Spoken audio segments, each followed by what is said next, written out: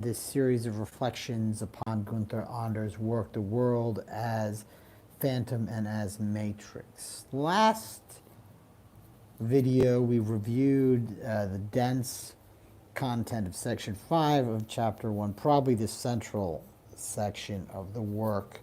To recapitulate the main aspects of that review here, that the world assumes the aspect of a phantom derives from the manner in which through broadcast media, radio, television, the internet, and so forth, the actual world is no longer what is present to us. Rather, it is its representation through images and sounds that mediate the encounter. The consequence is a transmogrification of the presence of the world. I don't even know if into a kind of bifurcation. There's both half present and half absent. This then is amenable to the transformation of the events of the world and even the world itself into commodities for manipulation, and the world itself into a matrix from which we then derive events for such commodification. Along with that whole sort of chain of occurrences, you have additionally the inculcation of a remarkable passivity on the part of the viewers. Their relationship with the world has been transformed into one of fundamental passivity through various moments, such as that now the television speaks on their behalf, and insofar as they do, they themselves no longer speak. They become subordinate to the television. And the consequence is the atrophy of speech and of reasoning and of engagement with other people. Even the capacity for engagement because of the unilateral nature of what's occurring here. All of this sort of comes together. Now there is an impression of a kind of godlike quality because the world is, seemingly accessible at any time in any space. And along with that, you have a kind of annihilation of the historical, since you can disconnect any given event from its particular point of space and time from which it emerges. So much as that is what we discussed last time. Section 6 proceeds and discusses with comparative brevity another facet of what is being exposited here by Gunther Anders. What Anders notes is that under the auspices of this transformation, people no longer will feel impelled to go out into the world, to explore the world, to experience the world, to encounter it. Historically, these modes of travel, going forth, exploration were fundamental, even archetypal. But in the measure to which now the world is reduced, compressed, if you like, into a kind of set of files for our uploading, the notion of actual encounter is rendered superfluous.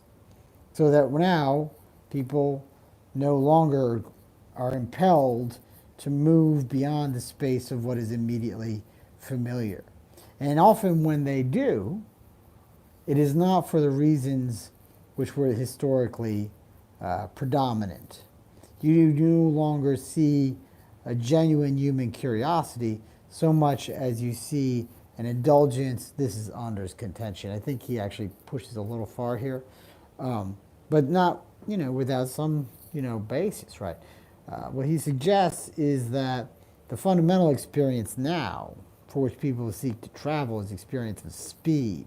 What's interesting about that speed is that while it feeds into a yearning for the illusion of omnipresence, it actually simultaneously eradicates the possibility of concrete local encounter.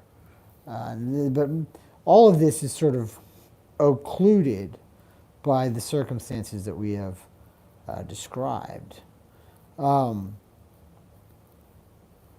He draws all that discussion up into 2 points. One of which I will iterate presently is that we live in an alienated world. By alienated, we mean a world that is other than what we are. Now, this is true in 2 senses, right? One is the sense which follows from that we live under a set of historical conditions, economically, socially, and so forth, which do not address us as full human beings. We are compelled to participate in these systems of economic, social, and political character in a manner that is fundamentally at odds with what it is to be fully what we are. But there is an additional sense of, and it's not distinct, it's related, but in a way it's sort of more primeval. There's an additional sense of alienation. That's the sense of the world as dislocated from any given point. So even though we are in the world, like right now, as I stand in this room, or as you watch this, you are in a place in the world concretely as you watch this, wherever you're watching it. But the sense of reality, we're tempted to say that the sense of the actual world doesn't exist at that point where you're standing. The actual world is that to which the image points. And this sense of related but distinct dislocation sort of foreshadowed in some of the remarks in the previous section about how events are, because of the possibility of their replication to recording and broadcast at any time, sort of taken out of their original physical context, right? Similarly, the world itself is we have this impression that it's been torn out from its root, but we are that this is all sort of concealed by the process where this happens, ironically enough, because insofar as the world comes to us as images, sound, so forth, what we have is the impression in this of this something that we can take, that the world is there for us to consume, to regard, and what have you, to possess. That impression underlies the sort of dark stability, the dark potential stability of this state of affairs. The other point, and this is a point upon which he expands in the next section, is that this concealment, this impression that we are sort of taking the world in, that it is there for us, and this is sort of what he meant through his technical use of idealism in the previous section, actually connects very deeply with the diminution of our own agency. That it is a manner in which we are cut off from our capacity to act consciously, decisively in the world.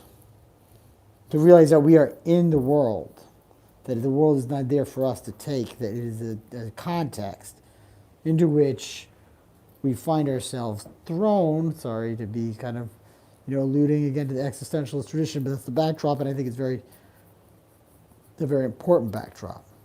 So this is sort of the gist of section 7, that the sort of transformation of the world is something that is merely represented, packaged, commodified, what have you, reified, actually negates our impulse to go out and encounter the world. And this undermines our capacity to be fully human and to fully realize what it is, this thing we call life. So that's sort of somewhat dramatic note. I'm going to go ahead and let you go. And we'll come back tomorrow to section 7, where we discuss the notion that what you can also do is you can refer to this set of processes as the banalization of the world. The world has become banal, ordinary, almost an inexorably boring place. So, well, we'll see about that. I mean, we'll see how that goes. Okie dokie, guys. It's Tom again. Thank you for listening, and I will catch you on the flip.